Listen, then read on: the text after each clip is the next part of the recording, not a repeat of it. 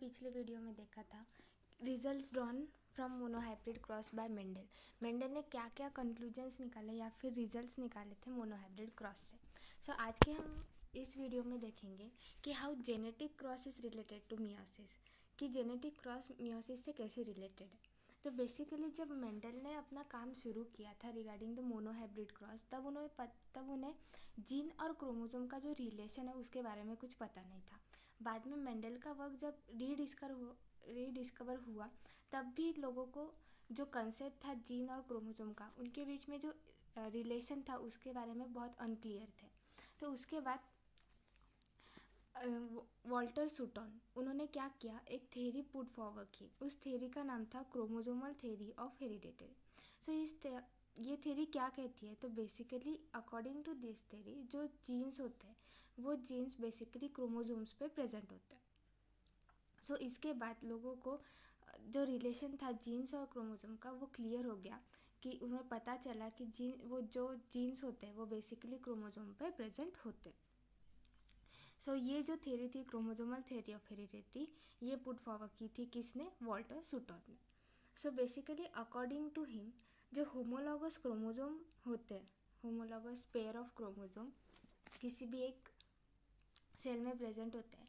So basically एक जो chromosome होता है, जैसे कि आप यहाँ देख सकते हैं होमोलॉगस पेयर ऑफ क्रोमोसोम, तो इसमें जो एक क्रोमोसोम होता है वो बेसिकली पैरेंटल ओरिजिन होता है और दूसरा जो क्रोमोसोम होता है वो बेसिकली मैटरनल ओरिजिन होता है। ये दोनों जब एक साथ आते हैं तब हमें क्या मिलता है, a pair of homologous chromosome. अब ये जो पेयर ऑफ होमोलॉगस क्रोमोसोम है ये सेग्रीगेट कब होता है, ये सेपरेट कब होता है, तो बेसिकली जब मियोसिस परफॉर्म होती है या फिर मियोसिस कंडक्ट होती है तब ये दोनों जो होमोलॉगस क्रोमोसोम है ये दोनों सेपरेट हो जाते हैं। अब आपको कन्फ्यूजन होगा, ये जो कैपिटल और स्मॉल आर है ये अलील्स है, ये क्या है, तो basically these are nothing but short hand notation of a particular sequence of DNA. अगर कोई सीक्वेंस ऑफ डीएनए होगा उसे डिनोट करने के लिए ये बेसिकली हम नोटेशंस यूज़ करते हैं।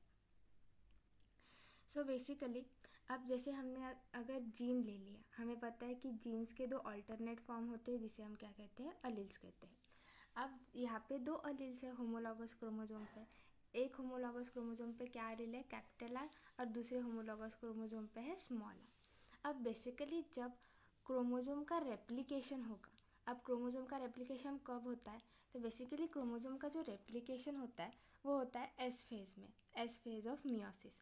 अब हमें जैसे सेल साइकिल पता है, अब सेल साइकिल में दो फेजेस होते हैं, इंटरफेज और मियोटिक फेज। अब जो इंटरफेज होता है वो तीन अलग अलग फेज में डिवाइड होता है, G1 phase, S phase and G2 phase. जो इंटरफेज का एस फेज होता है उस एस फेज में क्रोमोसोम का रेप्लिकेशन होता है। अब जैसे यहाँ पे ये क्रोमोसोम है, इसका रेप्लिकेशन होगा। अब ये क्रोमोसोम का अगर रेप्लिकेशन होगा, इस पर जो एलील प्रेजेंट है उसका भी रेप्लिकेशन होगा। अब यहाँ पे आप देख सकते हैं जो कैपिटल है उसका रेप्लिकेशन हो गया, हमें दो कॉपीज मिल गई कैपिटल आर की। तो जब एस फेज में रेप्लिकेशन होगा क्रोमोसोम का तब हमें दो कॉपीज मिलेगी एक अलील की। तो बेसिकली यहाँ पे जो दो होमोलॉगस क्रोमोसोम है इसका जब रेप्लिकेशन मिलेगा तो हर एक होमोलॉगस क्रोमोसोम पे जो एक अलील प्रेजेंट है उसके हमें दो कॉपीज मिलेंगी। जैसे हम यहाँ पे देख सकते हैं, यहाँ पे कैपिटल आर, यहाँ पे स्मॉल आर, तो हमें दो कॉपीज मिल गई एक अलील की। अब आगे क्या होगा, अब जब ये होमोलॉगस क्रोमोसोम प्रोफेज 1 में जाएंगे, अब प्रोफेज 1 में इन दोनों होमोलॉगस क्रोमोसोम में क्रॉसिंग ओवर हो भी सकता है या फिर नहीं भी हो सकता है, दो चांसेस है। सो बेसिकली हम देखेंगे पहले कि अगर क्रॉसिंग ओवर नहीं हुआ और उसके बाद हम देखेंगे crossing over in homologous chromosome में हुआ तो बेसिकली अगर इन दोनों में क्रॉसिंग ओवर नहीं हुआ, फर्स्ट कंडीशन, अगर इन दोनों होमोलॉगस क्रोमोसोम में क्रॉसिंग ओवर नहीं हुआ तो बेसिकली जब एनाफेज 1 में ये दोनों क्रोमोसोम जाएंगे तो ये दोनों होमोलॉगस क्रोमोसोम सेग्रीगेट हो जाएंगे। क्या हो जाएंगे, सेग्रीगेट हो जाएंगे। अब ये दोनों होमोलॉगस क्रोमोसोम अगर सेग्रीगेट हो जाएंगे तो अलील्स भी सेग्रीगेट हो जाएंगे।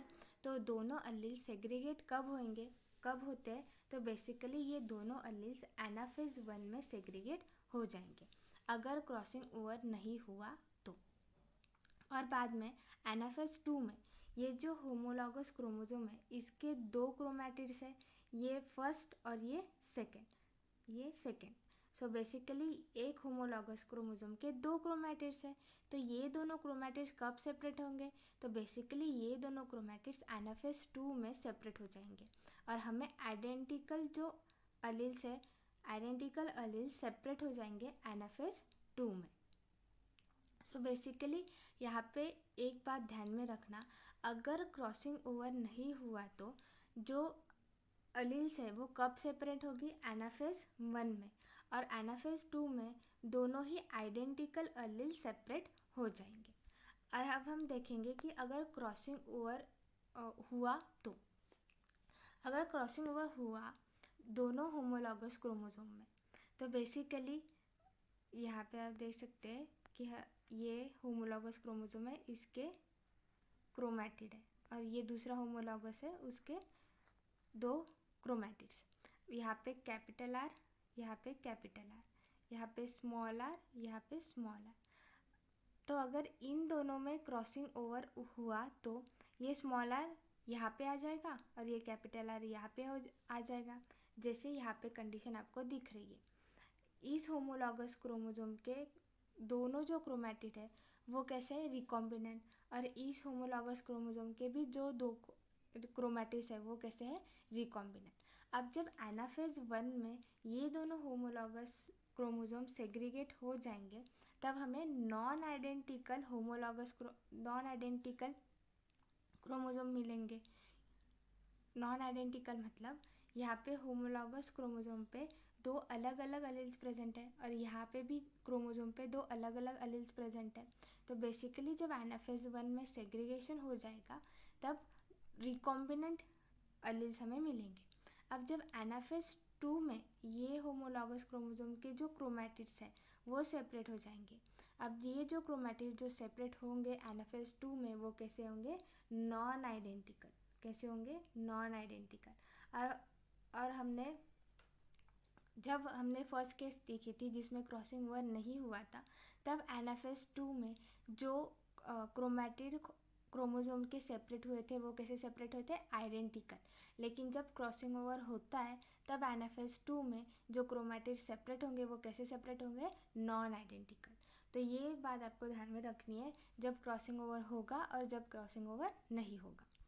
सो आई होप आपको समझ में आ गया होगा कि how genetic cross is related to meiosis. So thank you.